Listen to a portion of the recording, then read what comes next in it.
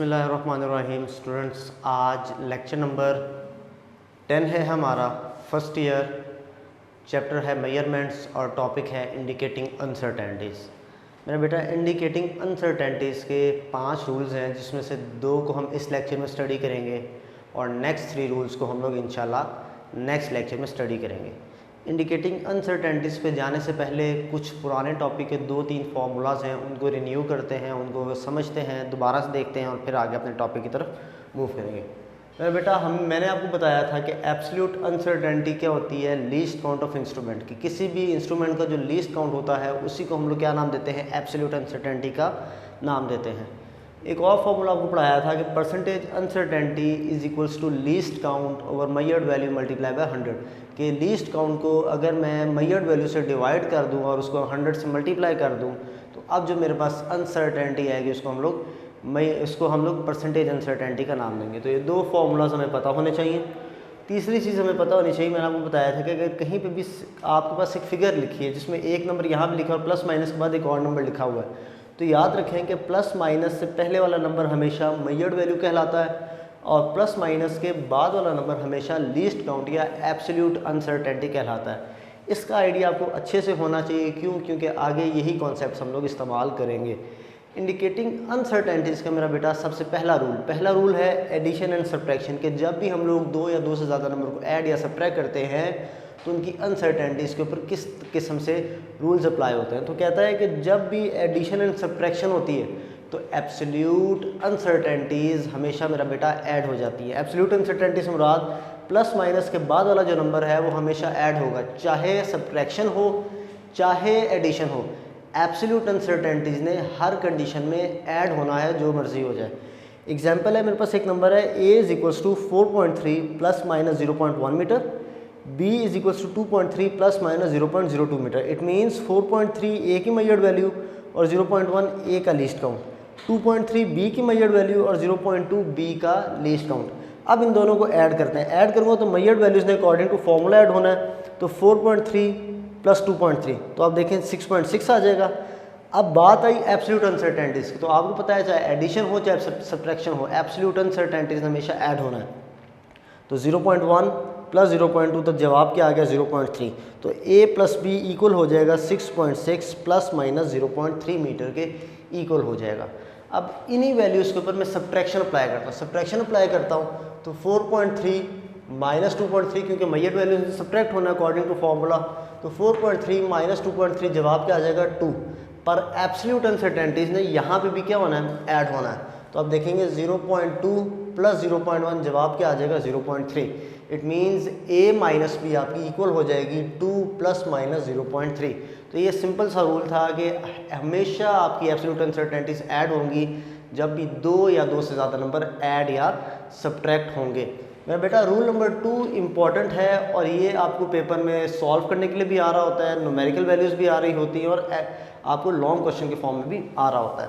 तो multiplication and division rule के अंदर कहता है कि जब भी 2 या 2 से ज़्यादा नंबर आपके मल्टीप्लाई या डिवाइड होंगे तो उस वक्त आपकी परसेंटेज अनसर्टेनिटीज़ क्या होंगी, ऐड होंगी।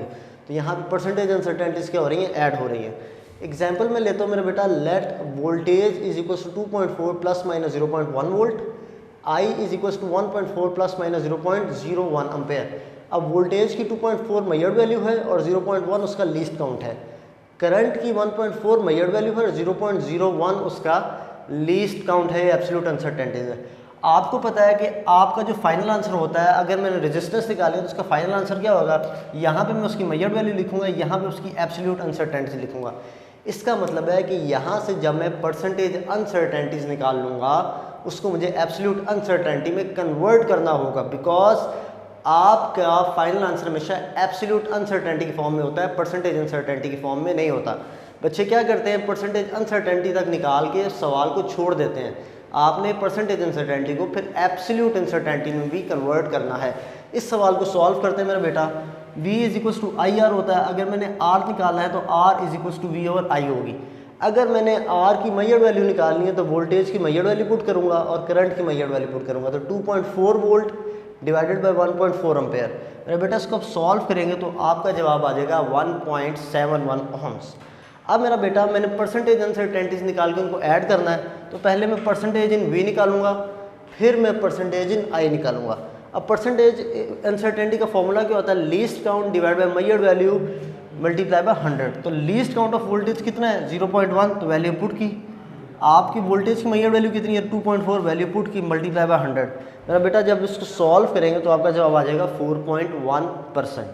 सेम मेरा बेटा जब आप करंट के लिए फॉर्मूला अप्लाई करेंगे, लीस्ट काउंट और मेजर्ड वैल्यू मल्टीप्लाई बाय 100, तो लीस्ट काउंट कितना है 0.01, वैल्यू पुट कर दी मेरा बेटा हमने, मेजर्ड वैल्यू 1.4, वैल्यू पुट की, मल्टीप्लाई बाय 100। इसको सॉल्व करेंगे तो जवाब क्या आ जाएगा 0.71 अम्पेयर, 71% आ जाएगा। अब परसेंटेज इन आर निकालना है, तो दोनों को क्या करूँगा ऐड। मेरा बेटा percentage in V, percentage in I, दोनों को ऐड करो तो 4.1 प्लस 0.71, तो आपका जवाब क्या आ जाएगा 4.81% आ जाएगा। तो परसेंटेज इन आर कितनी आई मेरा बेटा 4.81% आ गया। अब आपको पता है कि फाइनल आंसर में आप परसेंटेज अनसर्टेनिटीज नहीं लिख सकते हैं, तो इसको आप किस में कन्वर्ट करेंगे, एब्सोल्यूट अनसर्टेनिटी में कन्वर्ट करेंगे। तो परसेंटेज अनसर्टेनिटी इन आर का फॉर्मूला क्या है, least count over measured value multiply by 100। आपको ये पता है कि लीस्ट काउंट को हम लोग क्या नाम देते हैं, एब्सोल्यूट अनसर्टेनिटी का नाम देते हैं। तो इट मीन्स मैंने लीस्ट काउंट निकाला है, तो मेजर्ड वैल्यू डिवाइड हो रही है, उधर जाके मल्टीप्लाई हो जाएगी, 100 मल्टीप्लाई हो रहा है तो इधर आके डिवाइड, तो least count is equal to percentage uncertainty in R multiply by measured value divided by 100।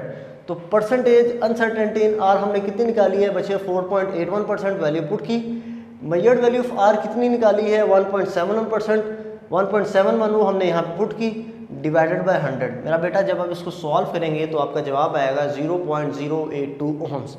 अब आपके पास लीस्ट काउंट यानी कि एब्सोल्यूट अनसर्टेनिटी भी आ चुकी है, अब आपके पास मेजर्ड वैल्यू भी आ चुकी है, तो इन दोनों वैल्यूज़ को यहाँ पे पुट करें तो आपकी रेजिस्टेंस क्या आ जाएगी, मेजर्ड वैल्यू की जगह 1.71, लीस्ट काउंट या एब्सोल्यूट अनसर्टेनिटी की जगह 0.082%। तो मेरा बेटा इसको सॉल्व करेंगे तो आपका रिक्वायर्ड आंसर क्या आ जाएगा 1.71 प्लस माइनस 0.082 ओम्स। तो मेरा बेटा ये आज के 2 बेसिक रूल्स थे। रूल नंबर 2 इम्पॉर्टेंट है, इम्पॉर्टेंट इसलिए है मेरा बेटा कि आप लोगों ने परसेंटेज अनसर्टेनिटीज़ को बाद में एब्सोल्यूट अनसर्टेनिटीज़ में भी कन्वर्ट करना है।